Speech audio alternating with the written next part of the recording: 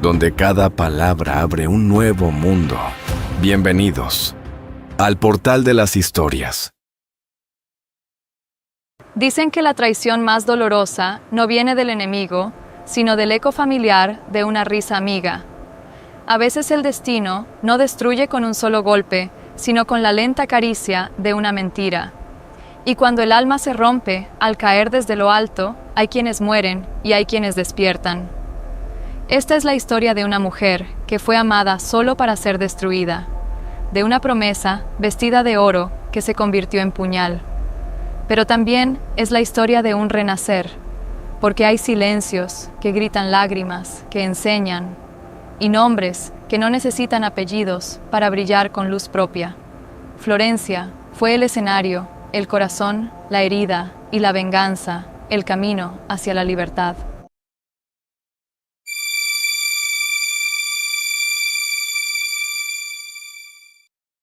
Dicen que la traición más dolorosa no viene del enemigo, sino del eco familiar de una risa amiga. A veces el destino no destruye con un solo golpe, sino con la lenta caricia de una mentira. Y cuando el alma se rompe al caer desde lo alto, hay quienes mueren y hay quienes despiertan. Esta es la historia de una mujer que fue amada solo para ser destruida, de una promesa vestida de oro que se convirtió en puñal. Pero también es la historia de un renacer, porque hay silencios que gritan lágrimas que enseñan, y nombres que no necesitan apellidos para brillar con luz propia. Florencia fue el escenario, el corazón la herida, y la venganza, el camino hacia la libertad. Florencia despertaba con el tintinear de los tranvías y el murmullo suave de los turistas que llenaban las calles adoquinadas. En la Piazza de la República, los cafés se abrían como flores de acero, y el aroma a espresso se mezclaba con el perfume cálido del pan recién horneado. Giovanna Di Luca sostenía su taza con elegancia. Desde la terraza del café Concerto Pashkovsky, observaba la ciudad como una emperatriz silenciosa. Su vestido blanco marfil caía como una cascada sobre la silla de hierro forjado, y sus pendientes de perla susurraban la historia de su bisabuela. ¿Lo sientes?, le preguntó Cordelia, sentada frente a ella con una sonrisa cargada de complicidad. Está en el aire todo. Florencia sabe que tu boda será el evento del año. Giovanna forzó una sonrisa, pero por dentro algo palpitaba. Lo que siento es que todo parece demasiado perfecto, como si algo fuera a estallar. Cordelia rió, llevándose los dedos a la boca con delicadeza fingida. Por favor, Gio, no seas dramática. Estás a punto de casarte con el hombre más codiciado de Toscana. ¿Qué podría salir mal? Giovanna desvió la mirada hacia la cúpula del Duomo visible a lo lejos. Había algo en los ojos de Cordelia, un brillo que no lograba descifrar. La Villa Bernizo, una obra de mármol y de hiedra antigua escondida entre los cipreses de Fiesole. Sus corredores adornados con cuadros de la escuela florentina. Sus tapices colgaban como sombras silenciosas del pasado. Todo debe estar impecable, ordenaba doña Ornella Bernizo, la madre de Emilio, mientras dirigía al personal como una general en campaña. La marquesa de Ibrera llega en 2 días. Si ve una mota de polvo me arrancará la reputación con las uñas. Sí, señora, decía Livia, la ama de llaves, que tenía más arrugas que canas y más secretos que ambas cosas juntas. Giovanna subía por la escalinata, ignorando el bullicio. Sentía que las paredes la observaban, como si supieran algo que ella aún no. En su habitación encontró un sobre cerrado sobre el tocador. No tenía remitente. Lo abrió con cuidado. Dentro una única foto. Emilio y Cordelia abrazados frente a la fontana del Porcellino. El beso no dejaba lugar a dudas. Un susurro se escapó de sus labios. No. Temblando bajó al estudio privado de Emilio. La puerta estaba entreabierta. Dentro voces apagadas. ¿Has destruido la copia del testamento?, preguntó Emilio con tono bajo. Sí. Nadie sabe que Giovanna dejaría todo a ti tras casarse, respondió Cordelia, su voz casi ronca. Lo hiciste bien. Fingiste también. Con ella fue fácil, siempre tan confiada, y con lo de su padre más vulnerable. Giovanna retrocedió sintiendo que el suelo se hundía bajo sus pies. Su respiración se cortaba. No podía gritar. No podía llorar. No aún. Esa noche Florencia parecía más oscura. La lluvia se colaba entre las tejas como un lamento. Giovanna bajó a los jardines. Necesitaba aire, necesitaba escapar. ¿A dónde vas? La voz de Emilio la detuvo. Ella se giró. Sus ojos ya no eran los de una prometida, eran los de alguien roto. Celo de Cordelia, celo del testamento. Él se quedó inmóvil. ¿Qué dijiste? Lo que oíste. Silencio denso definitivo. No puedes arruinarlo todo ahora. Giovanna, es demasiado tarde. Ella dio un paso atrás. Él avanzó. Emilio, no me toques, pero él ya estaba encima.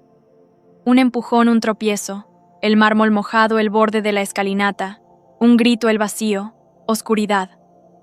Cuando Giovanna volvió a abrir los ojos, lo primero que sintió fue el perfume de las rosas, luego el canto de los gorriones, luego el silencio. ¿Giovanna? La voz de su doncella Francesca sonó amortiguada al otro lado de la puerta. Se sentó de golpe. ¿Qué día es hoy? ¿Perdón, signorina? ¿Qué día es? 22 de mayo. Signorina, un mes antes de su boda. El calendario colgado en la pared lo confirmaba. Estaba viva, y el destino le ofrecía otra oportunidad. Pero esta vez ella no sería la misma. Florencia parecía distinta, más viva, más peligrosa. Giovanna caminaba por la vía dei Calzaiuoli, con paso firme, fundiéndose entre turistas y locales, como si todo formara parte de una coreografía invisible. Su mirada no buscaba escapar, buscaba evaluar. Cada piedra, cada rostro, cada recuerdo, podía ser una herramienta o una trampa. Frente a la librería, Junti al punto, se detuvo a observar su reflejo en una vitrina, el mismo rostro, los mismos ojos verdes, pero ya no era la joven ingenua que había confiado su vida a un hombre. Ahora era algo más, algo despierto. Su primera visita fue a Francesca, su doncella discreta joven con ojos que siempre parecían demasiado atentos. ¿Te acuerdas de lo que me dijiste aquella noche?, le preguntó Giovanna mientras servía té en la terraza del palazzo familiar. ¿Qué noche, signorina?, respondió Francesca titubeando.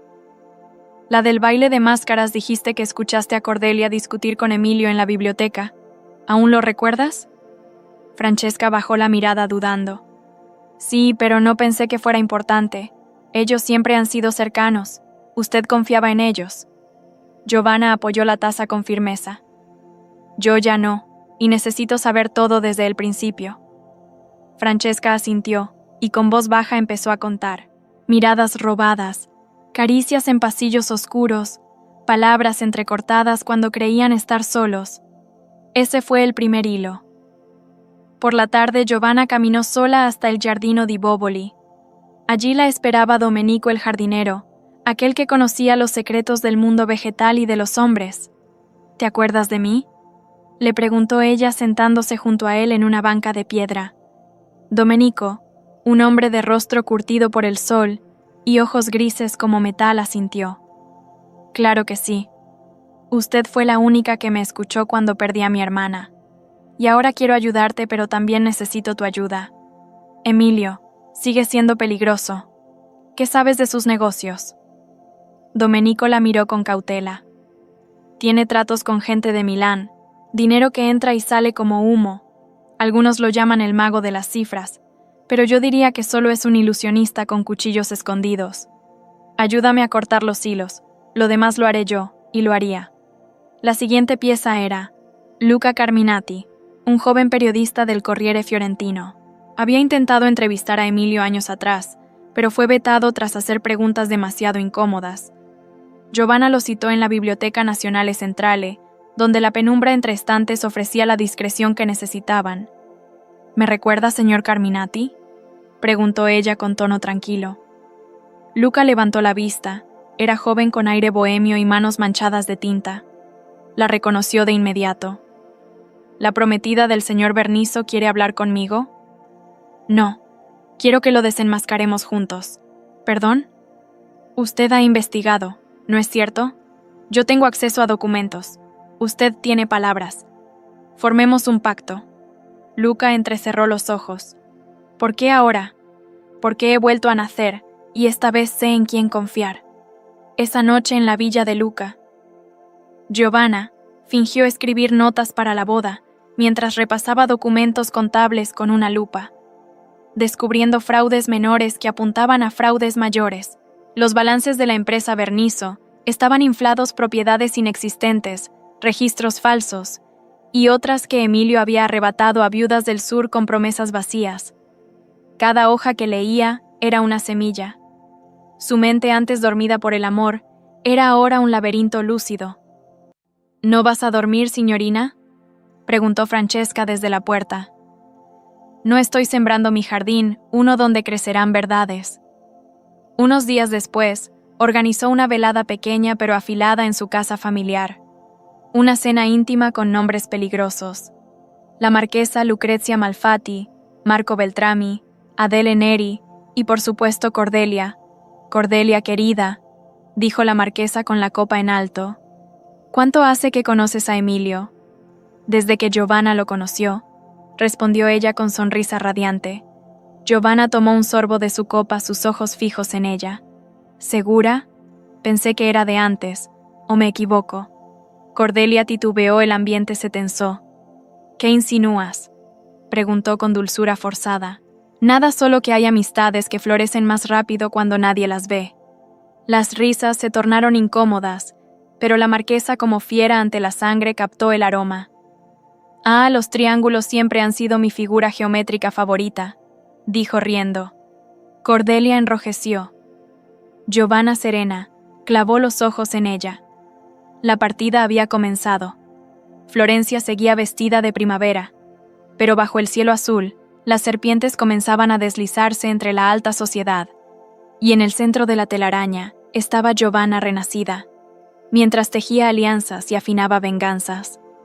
Los recuerdos del pasado regresaban, no como visiones, sino como ecos que se mezclaban con su respiración. Una tarde, mientras caminaba por los pasillos de la Villa Verniso, con Luca a su lado fingiendo admirar obras de arte, se detuvo frente a un retrato. Doña Ornella, la madre de Emilio, la misma que en la noche de su compromiso le dijo: «Las perlas no son para todas. A veces el brillo abruma cuando no se nace con él». Entonces Giovanna sonrió insegura. Hoy lo entendía. Nunca la habían considerado parte real de la familia. Solo una transición, un puente hacia su fortuna. Recordó también la cena de gala en el Palazzo Gondi. Estaban todos: la marquesa Malfatti, inversores de Milán, la prensa, Emilio con una copa de Chianti. Cordelia es encantadora, había dicho. A veces creo que tiene mejor instinto para los negocios que yo. Es una joya, añadió Ornella. Si tan solo naciera en otra familia. Todos rieron. Giovanna tomó la mano de Emilio por debajo de la mesa, buscando refugio.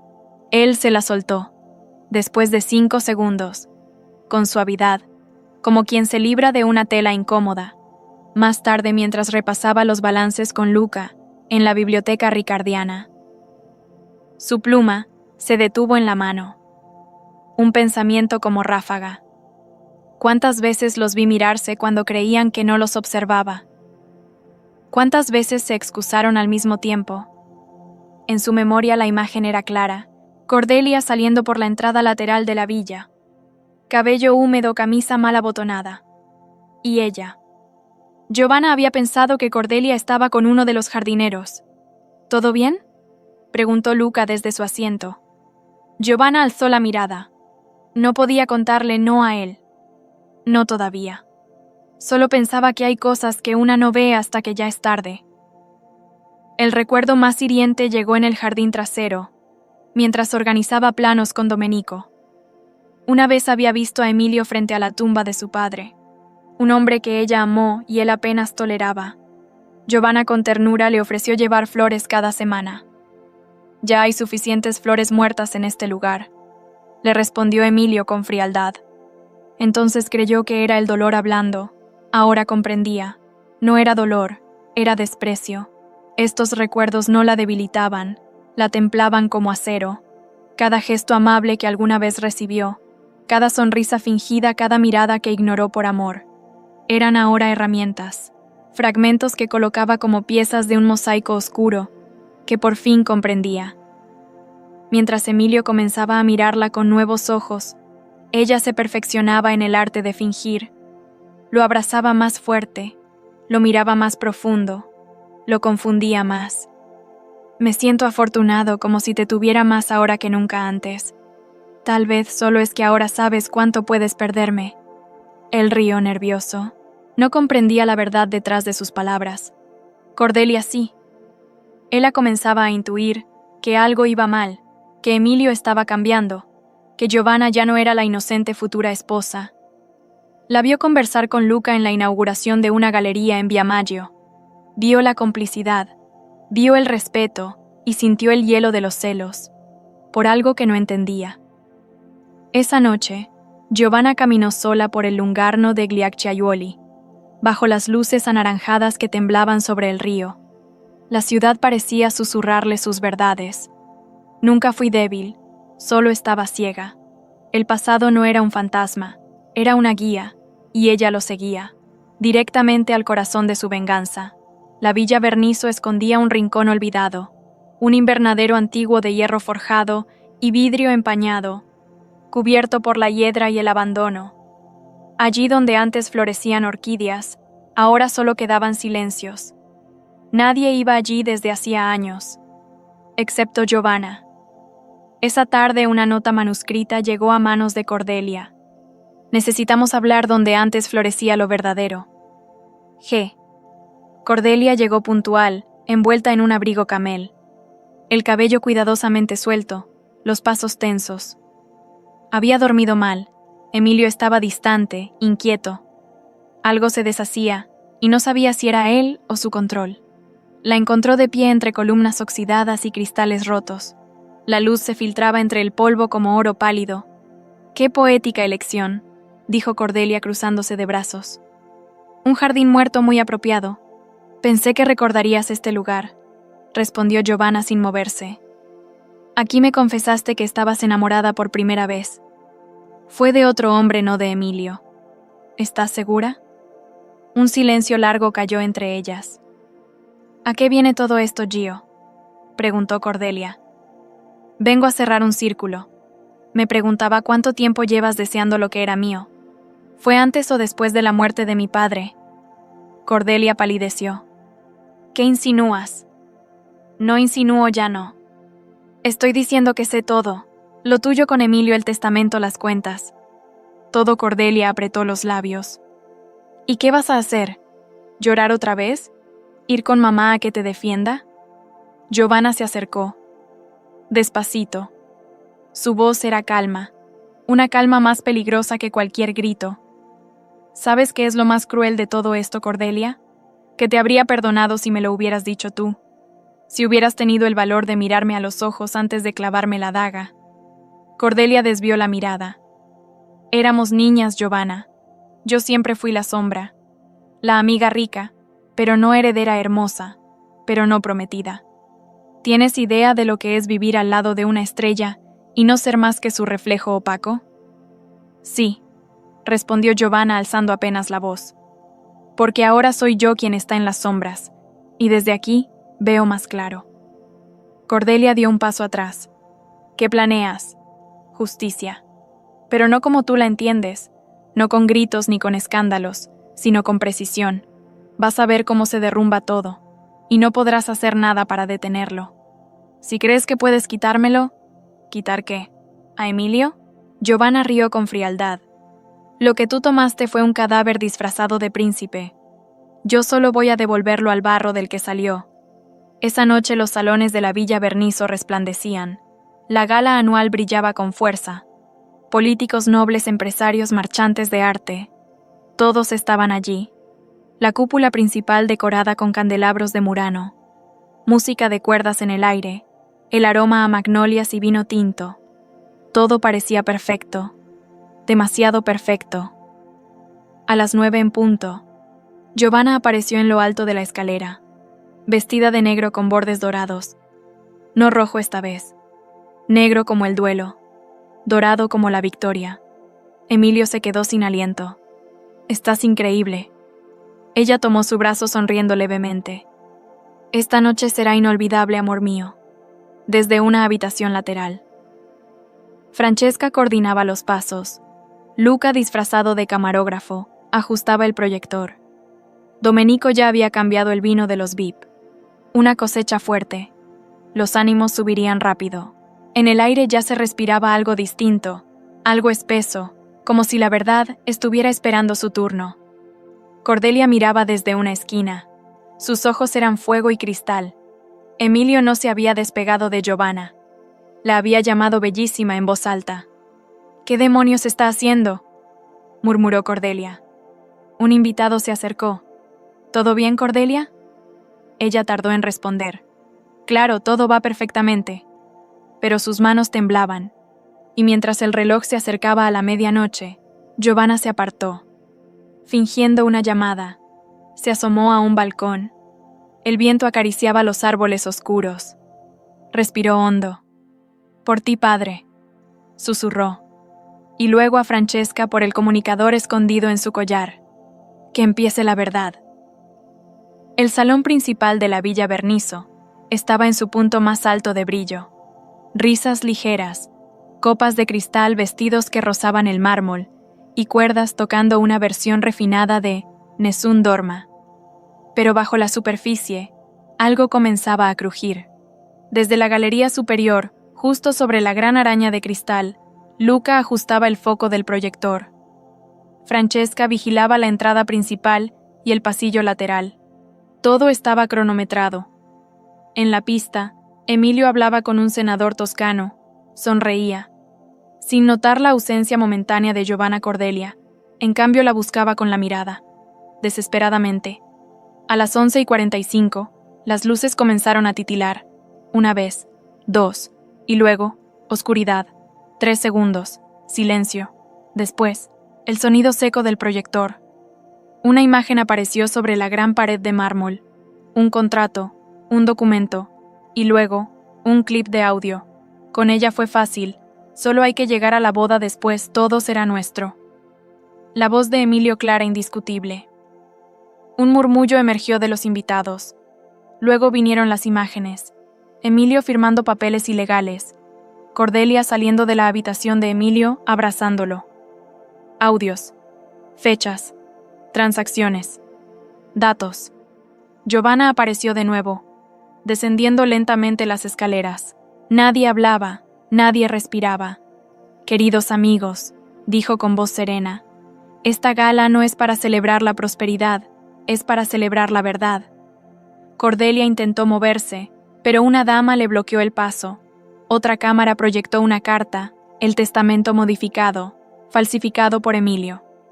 Con ayuda externa. Emilio se giró. Pálido. «¿Qué es esto? ¿Qué estás haciendo?»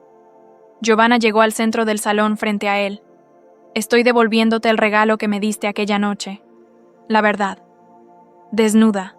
Él quiso acercarse, pero dos figuras se interpusieron. Marco Beltrami y Adele Neri. «No, Emilio», dijo Marco.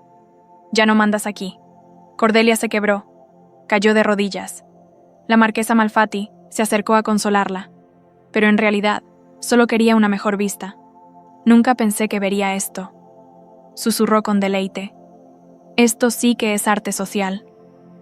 Minutos después, la policía ingresó discretamente por la entrada lateral. Luca había entregado las pruebas por un canal seguro. No arrestaron a nadie esa noche. Pero pidieron a Emilio que los acompañara. Para una declaración formal. La caída era pública. El apellido Bernizo, que antes se pronunciaba con reverencia, ahora era un nombre maldito. En el jardín trasero, mientras los últimos invitados huían del escándalo, Giovanna se detuvo frente a la fuente central, donde una vez había soñado con una vida perfecta. Cordelia apareció. Los ojos rojos, el maquillaje corrido. «¿Estás feliz?», preguntó con voz rasgada. «No», respondió Giovanna sin mirarla.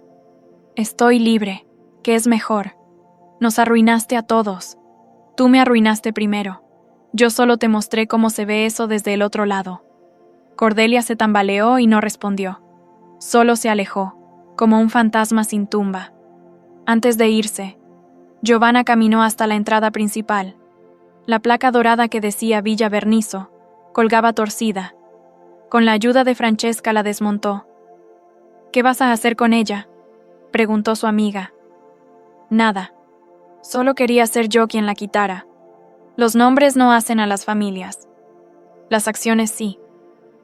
Horas más tarde, en su propia villa, mientras el cielo sobre Florencia comenzaba a clarear, Giovanna encendió una vela. No por Emilio, ni por Cordelia, sino por sí misma, por la mujer que murió y la que volvió. Su venganza había terminado, pero su vida apenas comenzaba. Meses después, el sol sobre la Toscana seguía naciendo igual, pero algo había cambiado. En una pequeña villa cerca de Arezzo, rodeada de viñedos y libros abiertos, una mujer caminaba cada mañana descalza, sobre la hierba húmeda, como si la tierra aún pudiera contarle secretos. Giovanna ya no era un apellido, ni una promesa rota. Era una cicatriz luminosa, un recuerdo que aprendió a respirar por sí solo. Había dejado atrás la ciudad, los salones de mármol, las falsas cortesías. No huía, no olvidaba. Simplemente ya no pertenecía a un mundo donde tuvo que fingir para sobrevivir. A veces recibía cartas, algunas sin firma, otras con pedidos de perdón tardíos. Nunca respondió, no por odio, sino porque su historia ya no estaba anclada en el pasado, sino en las posibilidades del presente. Aprendió a no buscar venganza, sino equilibrio, a no callar el dolor, sino convertirlo en brújula, a no necesitar testigos para saber que ha vencido. Y mientras el viento le acariciaba el rostro, Giovanna escribía nuevas páginas, no de amor, no de odio, sino de sí misma, porque a veces la justicia no lleva toga, sino vestido y una mirada que ya no tiembla.